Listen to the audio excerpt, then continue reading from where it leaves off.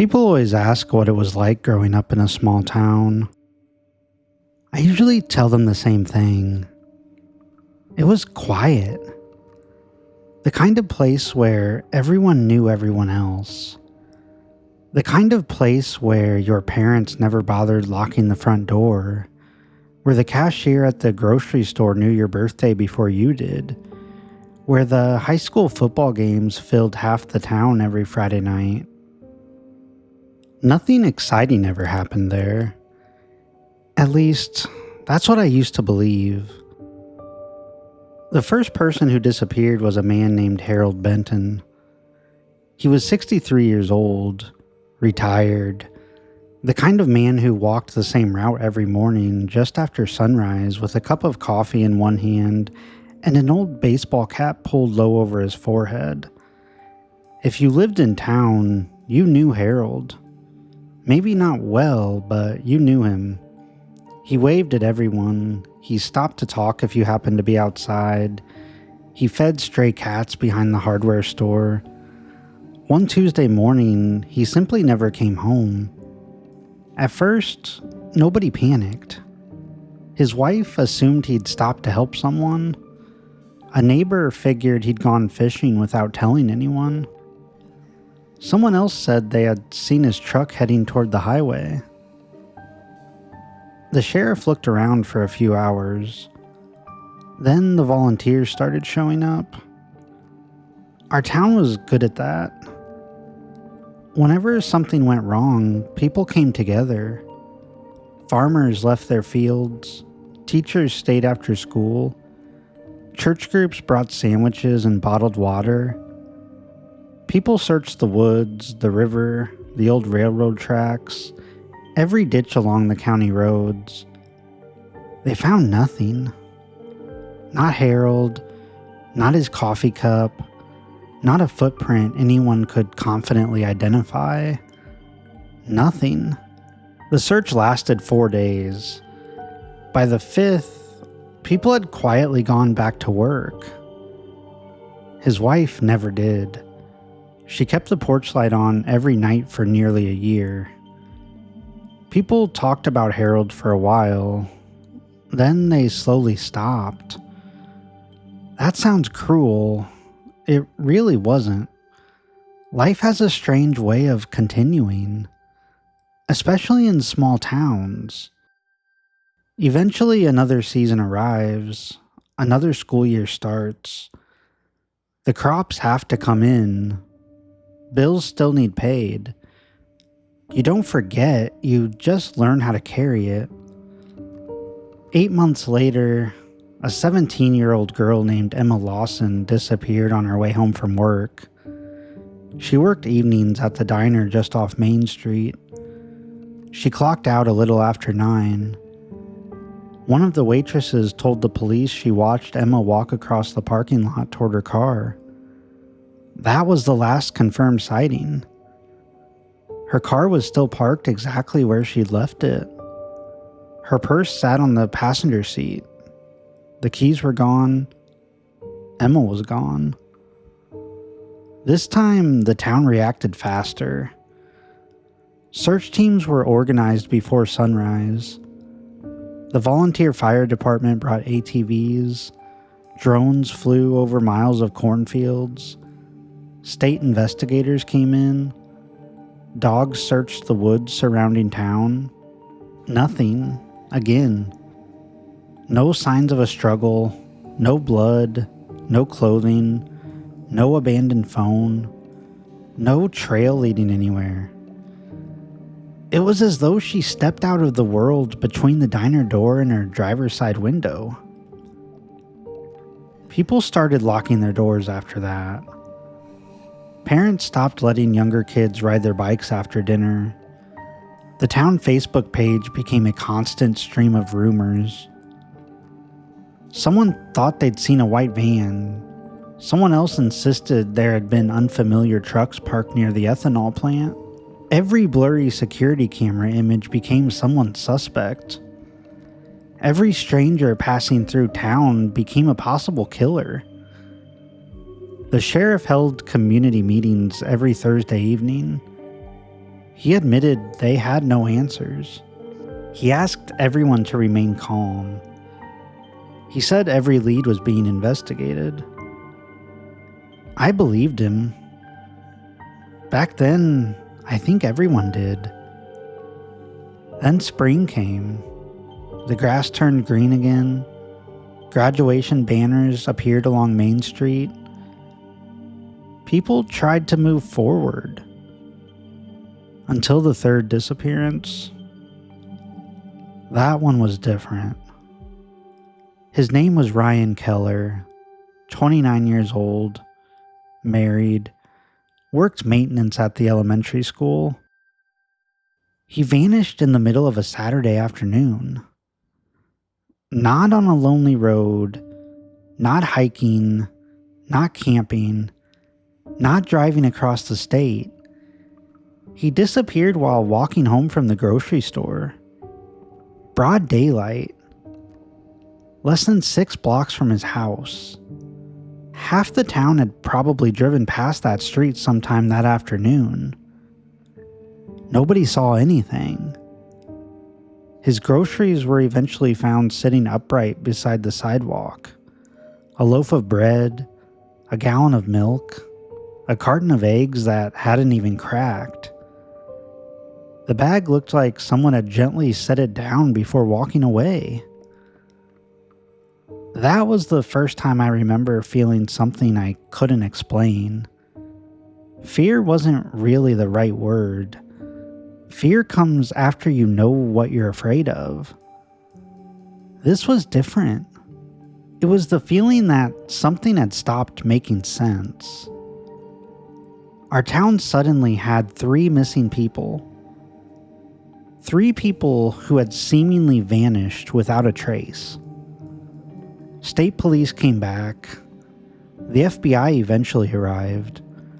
News vans were parked outside the courthouse. Satellite trucks lined Main Street. For 2 weeks, reporters filled every restaurant and motel in town. Everyone had theories. Everyone had questions. Nobody had answers. Eventually, the cameras left. The reporters found another story. The search teams grew smaller. Life tried to become normal again. It never really did. At the time, I believed that the disappearances were the story. I didn't realize they were only the beginning.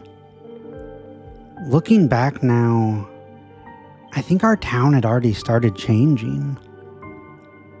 We just hadn't noticed it yet. After Ryan disappeared, people stopped saying it couldn't happen to them. That was the biggest change. Before Ryan, every conversation ended with someone convincing themselves there had to be an explanation. Harold was older. Maybe he'd gotten confused. Emma was young. Maybe she'd ran away. People weren't trying to be insensitive. They were just trying to protect themselves. If they could explain it, they could believe they were safe. Ryan took that away. He disappeared in the middle of an ordinary Saturday. The kind of afternoon where kids rode bicycles through the neighborhood and people mowed their lawns before dinner. He wasn't hiking through the woods. He wasn't driving across the country. He was carrying groceries home. If that could happen to him, it could happen to anyone. I started noticing things change after that. Small things at first. Changes I probably would have ignored before. The diner where Emma had worked started closing 2 hours earlier. The owner blamed staffing problems. Everyone knew that wasn't the real reason. There simply weren't enough customers after dark anymore. Parents hurried their children inside before sunset. It didn't matter that the sheriff repeatedly told everyone there was no evidence the disappearances happened at night. People just felt safer behind locked doors, so they locked them. The high school football games changed too. The stands still filled on Friday nights. The marching band still played. The cheerleaders still smiled. But the crowds disappeared almost as quickly as the final whistle. Nobody stood around talking anymore. Parking lots emptied within minutes. People wanted to get home. The grocery store had hired a security guard. He mostly stood near the entrance with a coffee in one hand and watched people come and go. I remember thinking how ridiculous it looked. One man wasn't going to stop whoever or whatever had taken 3 people without a single clue. Still, seeing him there somehow made everyone feel better. At least for a while. The rumors never stopped. Every week seemed to bring another theory. Someone claimed there was a serial killer living outside town. Another person insisted a drifter had been sleeping near the river. A truck driver swore he'd picked up a frightened woman on the highway who kept repeating the name of our town before disappearing from a rest stop. None of it could ever be verified. Facts became harder to find. Stories spread faster. Fear has a way of filling empty spaces. The sheriff knew that. Every Thursday evening, he held another community meeting at the town hall. I went to almost all of them, mostly because I wanted to hear something new, something hopeful. Instead, every meeting sounded almost exactly like the one before. The investigations were ongoing. They were following multiple leads. State authorities remained involved. If anyone noticed suspicious activity, they should report it immediately. The questions from the audience became more desperate every week. Parents wanted to know if their children were safe walking to school. Business owners asked why nothing had been found. One older woman stood up one evening and asked if the sheriff honestly believed whoever was responsible still lived nearby. He admitted he didn't know. That answer stayed with me. It wasn't necessarily frightening, but it was honest. For the first time, the person everyone expected to have answers admitted he had none. The room felt different after that. People stopped asking questions. They simply looked at one another, waiting, as though someone else might know what to say. Nobody did. Summer arrived. Normally that meant festivals, block parties, fireworks over the river, families grilling in their backyards until well after dark. That year, the festival committee canceled the outdoor concert. They said it was because attendance had been dropping. Nobody believed them. The fireworks still went ahead. I remember standing with everyone else along the riverbank, thousands of people watching the sky. For 15 minutes, everything almost felt normal again. Children laughed, music played from portable speakers, people clapped after the biggest explosions. Then the last shell burst overhead, the lights faded, and before the smoke had even cleared, people immediately started walking back to their cars. No conversations, no lingering, no children begging to stay longer. Just hundreds of people quietly leaving. It struck me then how quickly fear had become routine. Nobody even talked about it anymore.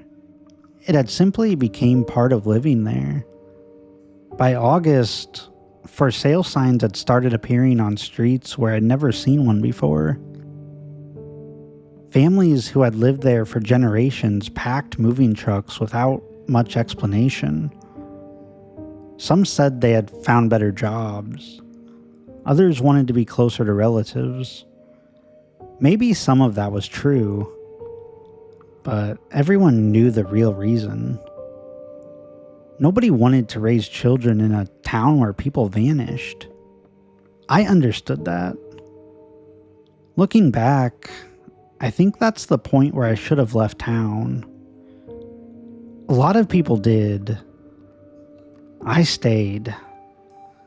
Partly because I believed someone would eventually find an answer. But mostly because my best friend Evan refused to leave. His parents had moved away years earlier. He always said this town was his home. And as long as he was here, I suppose I felt like I still had a reason to stay too. I had no idea that he would become the next person we searched for. Evan and I had been friends for as long as I could remember. Some friendships happen because people have everything in common. Ours happened because we never really found anyone else. We met in kindergarten, stayed friends through middle school, played on the same Little League team, spent Friday nights under the lights at the high school football field. By the time we were adults, we didn't have to call each other very often. Every Saturday morning, one of us would end up at the diner, usually around 8, usually in the same booth against the front window. The waitress stopped asking what we wanted years earlier. She just brought us coffee, 2 plates of eggs, toast, hash browns. It was one of the few routines that hadn't changed. At least not yet. Evan's parents had retired and moved to Florida a few years before everything happened. They tried convincing him to go with them. He never seriously considered it. He told me they had earned the right to start somewhere new, but he didn't want that. This town was where he was born, where he planned to stay. He rented a small house on the west side of town, worked at the ethanol plant, kept mostly to himself. Some people probably would have called him a loner. I don't think that was fair. He just didn't need much. A quiet place, a steady job, a couple of fishing poles leaning against the garage wall, and one good friend. That was enough for him. By then, our Saturday breakfast had become less about catching up and more about proving life was still normal. We'd talk about the weather, football, whether the corn looked better than the year before, who had moved away, who had come back. Sometimes we'd end up talking about the disappearances. We never meant to. It's just somehow every conversation ended up there. Evan never pretended to have answers. He hated the rumors as much as I did. One Saturday, he shook his head and told me people were becoming so desperate that they'd believe almost anything if it gave them someone to blame. I remember agreeing with him. It was easier to believe in a stranger or a killer or someone passing through town. Those things somewhat made sense. The alternative didn't. We finished breakfast, walked outside. The parking lot was already half empty, even though it wasn't even 9 o'clock yet. A year earlier, it would have been full. Families, teenagers, people standing around talking beside pickup trucks. Now everyone seemed to have somewhere else to be. Evan looked around for a moment before climbing into his truck. Then he laughed. It sounded forced, like he was trying to lighten the mood. He looked around the parking lot and said it was strange how quiet Saturday mornings had become. I remember smiling. I told him maybe everyone was just tired. He nodded. Maybe they were. Then he went home. I didn't know it then, but that would be the last normal Saturday either of us would ever have. The following weekend, I pulled into the diner's parking lot a few minutes before 8. His truck wasn't there. That wasn't unusual. Evan had never been particularly good at being on time. I poured myself a cup of coffee and waited. 8:10 came, then 8:15. The waitress asked if I wanted her to put his order in anyway. I told her to give him another few minutes. She smiled, said he was probably running late again. At 8:30, I called him. It rang until voicemail. I didn't think much of it. His phone battery was always dying. I finished breakfast alone, paid the check, and drove toward his house. His truck was sitting in the driveway, exactly where it always was. The curtains were closed. The mailbox was stuffed with flyers from earlier in the week. I knocked, no answer. I knocked again, still nothing. I remember standing on that porch longer than I probably should have, trying to convince myself I was overreacting. Maybe he'd gone for a walk. Maybe someone had picked him up. Maybe he'd finally replaced that dead phone and forgotten to tell me. I kept coming up with explanations, because by then, that's what everyone in town had learned to do. Find an explanation, no matter how unlikely. Anything. Except the one explanation none of us wanted to believe. As I walked back toward my truck, I caught myself looking down the empty street, half expecting to see Evan jogging toward the house, apologizing for missing breakfast. The street stayed empty. That was the moment, before anyone filed a report, before the sheriff arrived, before the search parties gathered again. That was the moment I knew, deep down, I already knew exactly what had happened. I just wasn't ready to say it out loud.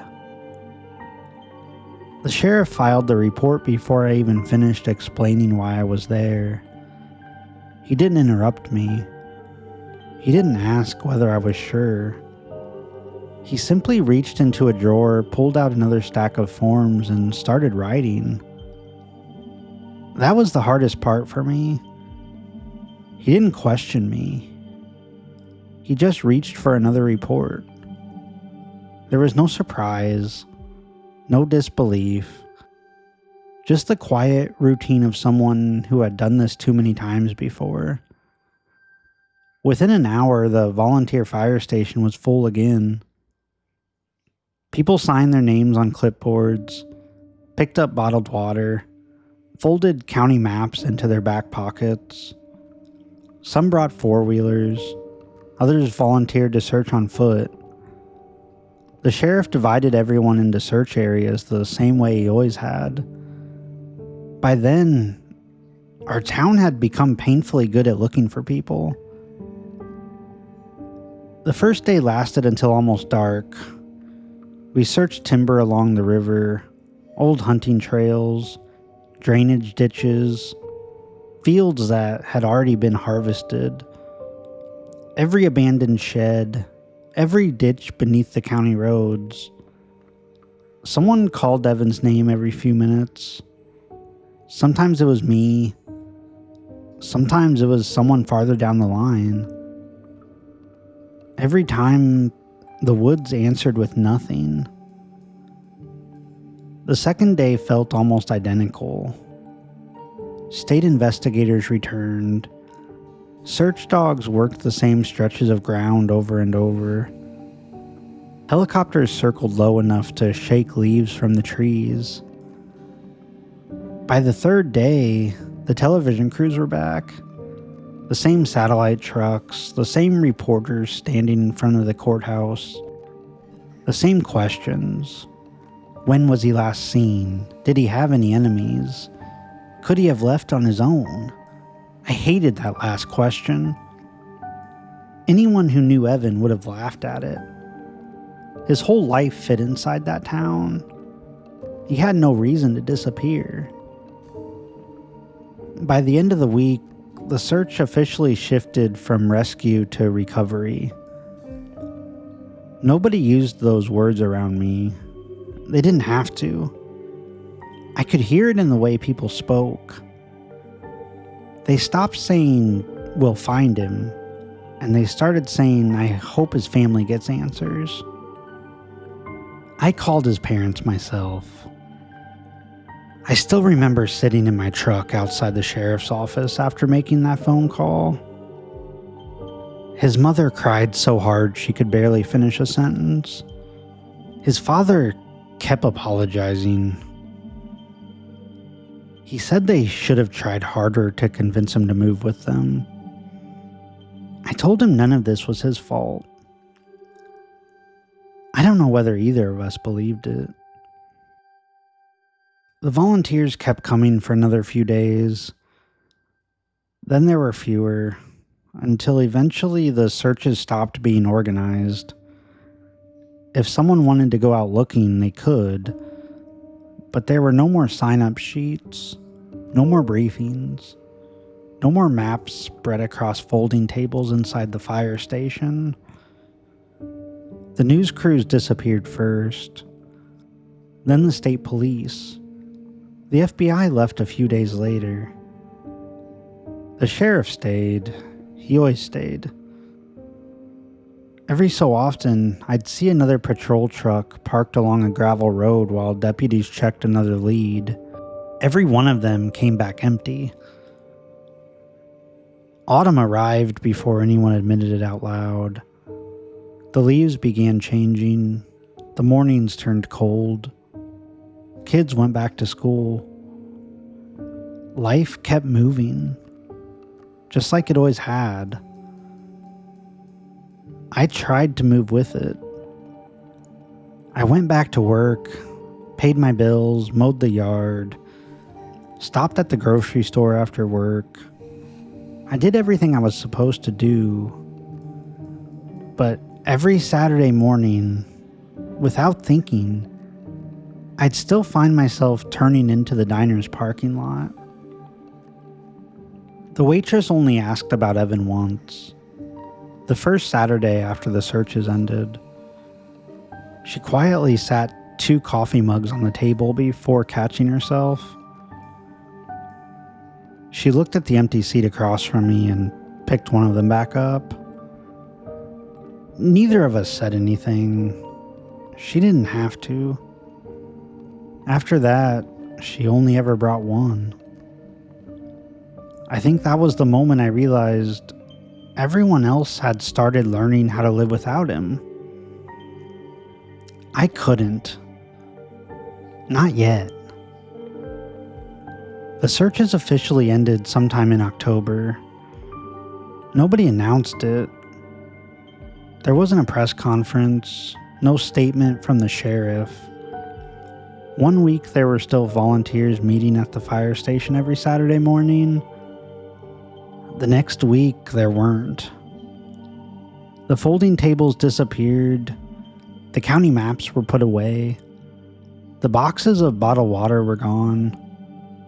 Life simply continued, as though the town had quietly agreed there was nothing left to find. I personally couldn't accept that. I wasn't expecting to find Evan alive anymore. I just couldn't believe a person could vanish so completely. Every evening after work, I would drive another county road. Every weekend, I'd pick a different stretch of timber. I walked creek beds, old fence lines, abandoned farmyards, anywhere that looked forgotten. Most days I found nothing.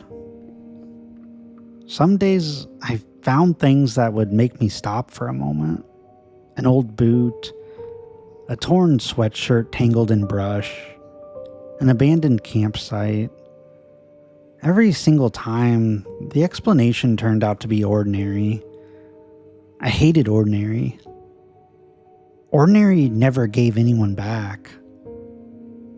As autumn settled in, the town became even quieter. You couldn't really notice it from one day to the next. Then one morning, you'd catch yourself looking around and realize something else had disappeared. The way daylight disappears a few minutes earlier every evening until one day you realize it's already dark before dinner. The diner stopped opening on Sundays. The owner blamed rising costs. Maybe that was true. The hardware store shortened its hours. Another house on Maple Street went up for sale. The church canceled its annual harvest supper for the first time anyone could remember.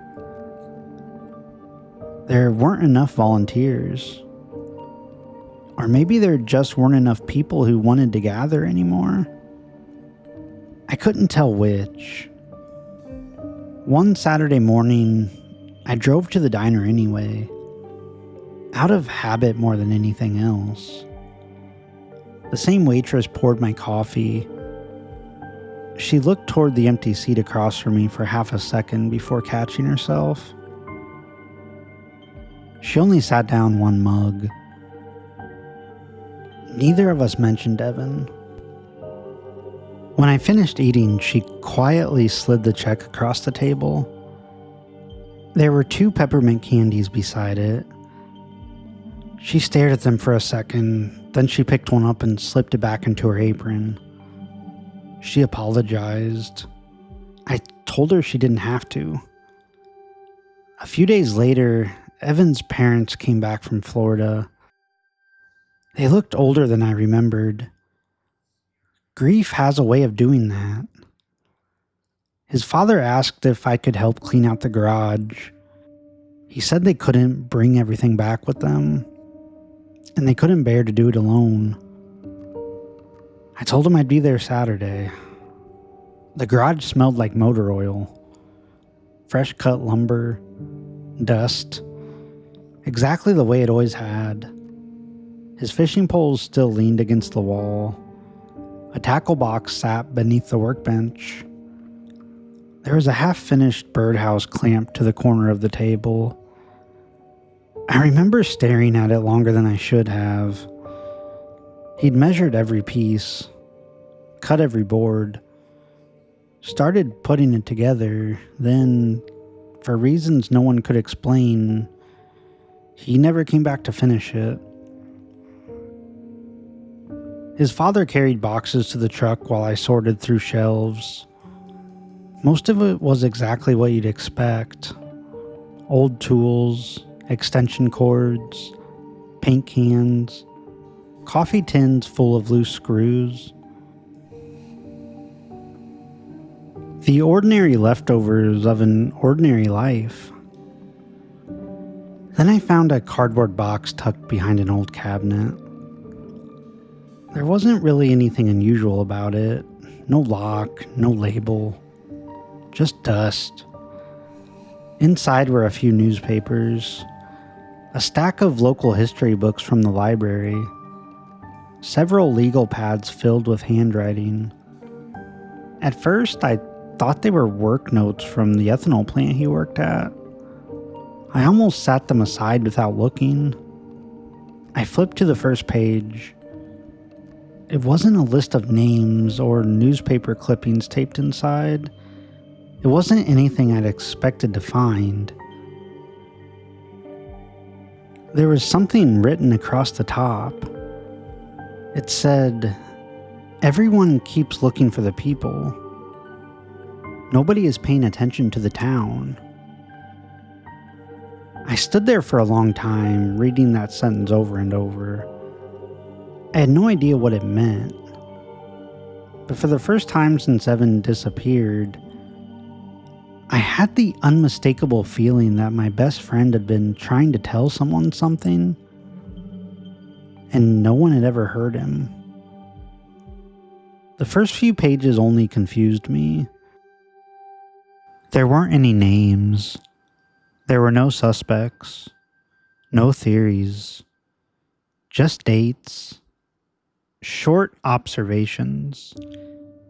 Some of them were only a single sentence. The diner stopped serving dinner after 7.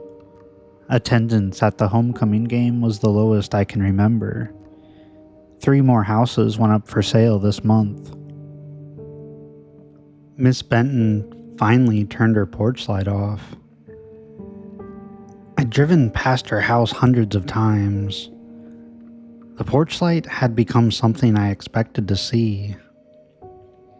I couldn't remember the first night it wasn't there. Somehow, Evan had. I kept reading. Church canceled Wednesday night dinners. The playground is empty after sunset now. People don't wave from their front porches anymore. I frowned.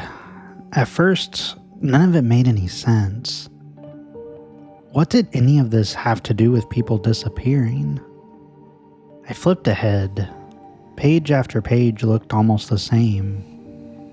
No theories, no conclusions, just observations. The handwriting slowly changed. The first pages were neat, careful. The later ones looked rushed, as though he had started writing things down the moment they occurred to him because he was afraid he might forget them. Every so often he'd underline a sentence or draw an arrow beside it. One page had only 4 words.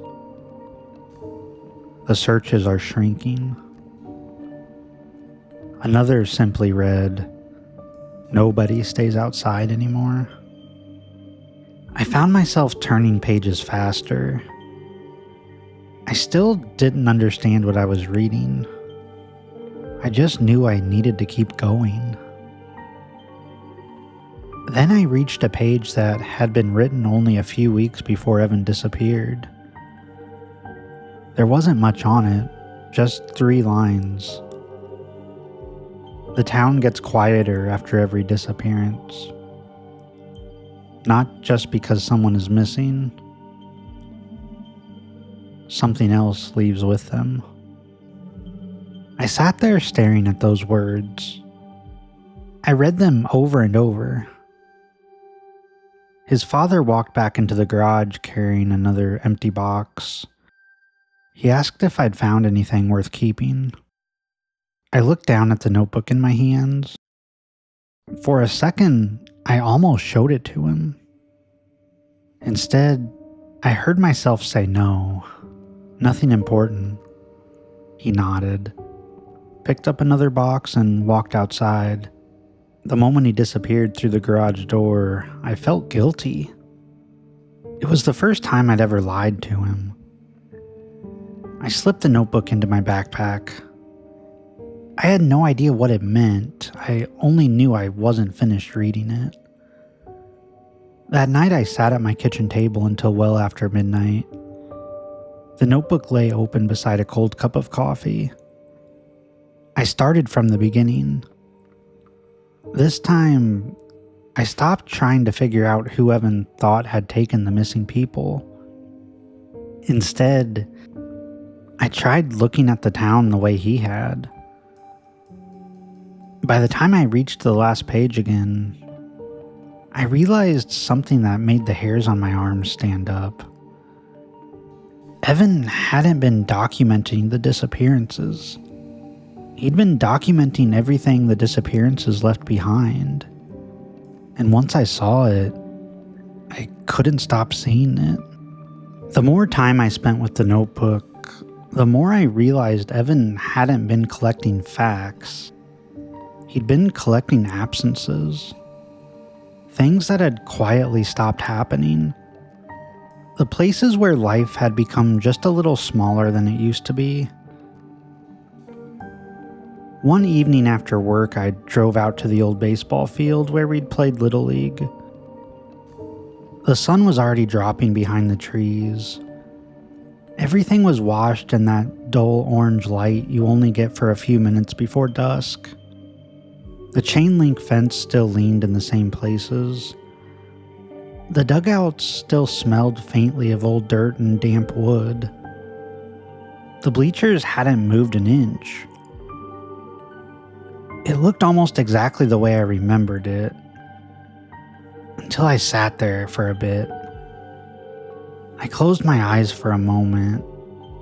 I could remember the sound of aluminum bats, parents cheering, kids yelling from the dugout, the crack of foul balls hitting the fence. When I opened my eyes, there was only wind. It pushed loose leaves across the infield. Nothing else moved. The silence wasn't frightening.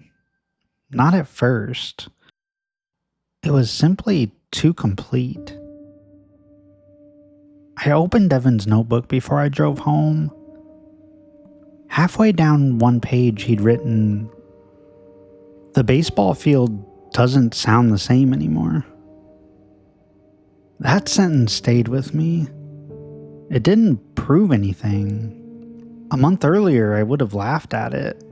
Now I understood exactly what he meant.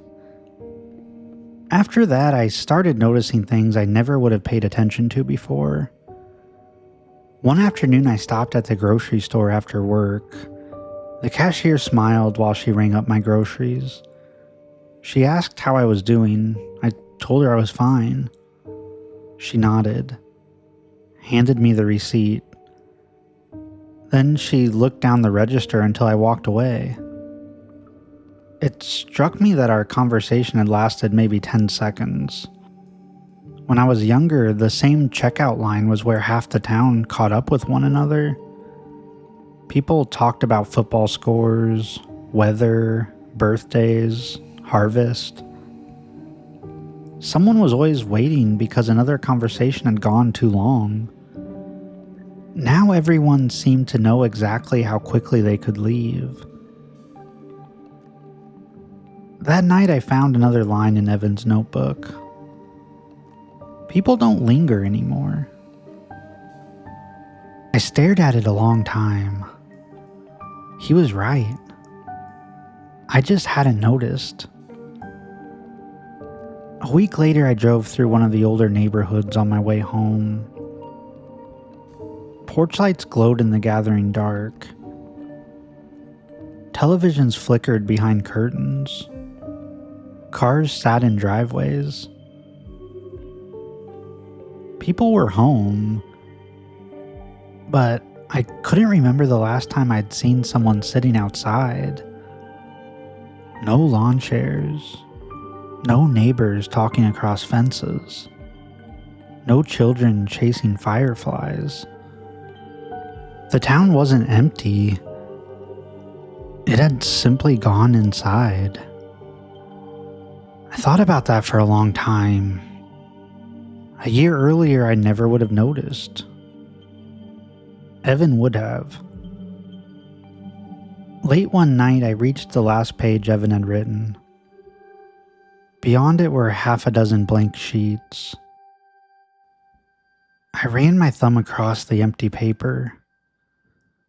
It felt wrong somehow, like the notebook had been interrupted in the middle of a sentence. I don't remember making the decision. I only remember picking up a pen. I wrote one line. The hardware store closes before people get off work now. I shut the notebook immediately. I actually laughed at myself, quietly, embarrassed, as though I'd just done something foolish. Maybe I had. The next night I wrote another. Weeks later, I opened the notebook again and slowly turned the pages from beginning to end. Evan's careful handwriting filled the first half. Mine filled the second. Somewhere in the middle, our observations had begun to sound exactly the same. And for the first time since he disappeared, I understood why my best friend had been afraid. I kept writing in Evan's notebook for almost a year. At first, I told myself I was doing it for him. Then I told myself I was doing it because somebody should. Eventually, I stopped making excuses. The notebook had become part of my life. I carried it in my truck, left it on my kitchen table, opened it whenever I noticed something else slipping away. And there was always something. The diner closed on Mondays, then Tuesdays. By winter, it was only open for breakfast and lunch. The football field lights stopped coming on Friday night. The hardware store changed ownership, then closed before the next summer. More houses sat dark.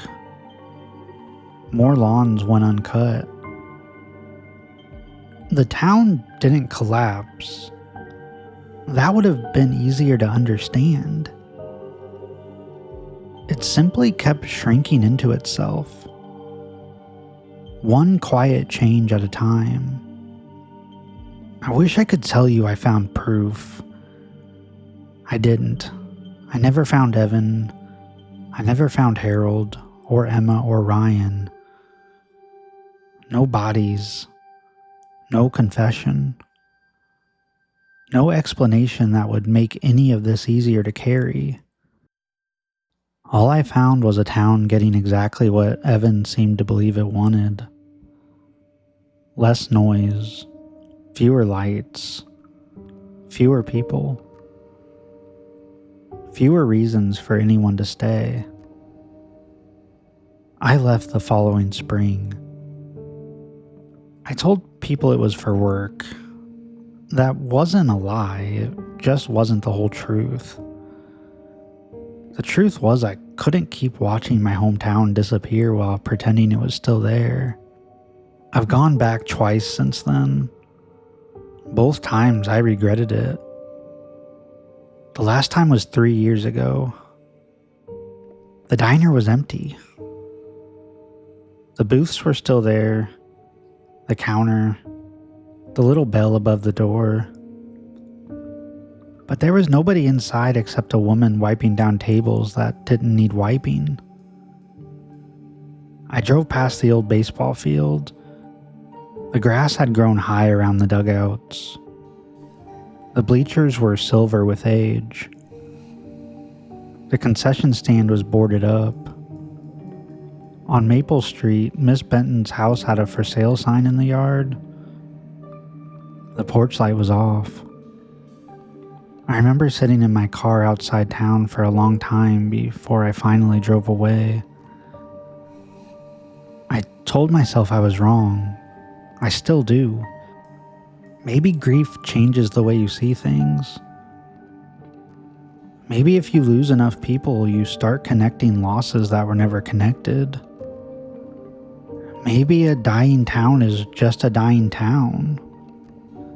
Businesses close, families move, kids grow up and leave. People stop waving from porches because the world changes. Maybe Evan noticed all of that before I did. And maybe I mistook his sadness for a warning. Maybe the disappearances were never really the whole story. Maybe they were only the beginning. Every few years I hear something new. Another family moved away. Another business closed. Another house went dark and stayed that way. And every time I think about Evan's notebook, I think about the last line he wrote before I started writing after him. The town gets quieter after every disappearance. Not just because someone is missing, but something else always leaves with them. I don't know if towns can want anything. I don't know if a place can become lonely on purpose. I only know that every year there seemed to be less of it. It felt like a place that no longer needed us the way we thought it did. I don't go back anymore. I don't look up old classmates. I don't search for news. I don't drive those roads when I pass through that part of the state. Maybe that makes me a coward. Or maybe it means I've finally learned what everyone else learned before me. How to leave it alone. How to stop asking. How to let the silence have what it wanted. Sometimes, late at night, I still think about that first question people always ask. What was it like growing up in a small town? I used to say quiet. But that just wasn't true. Not really. Back then it was never quiet. There were lawnmowers, football games, screen doors closing, dogs barking, children laughing after dark, neighbors talking in driveways, cars passing slowly down Main Street, porch lights, church bells, fireworks over the river, people. So many people. That was the sound of home. The quiet came later. And I don't want to know what happens when it finally gets quiet enough.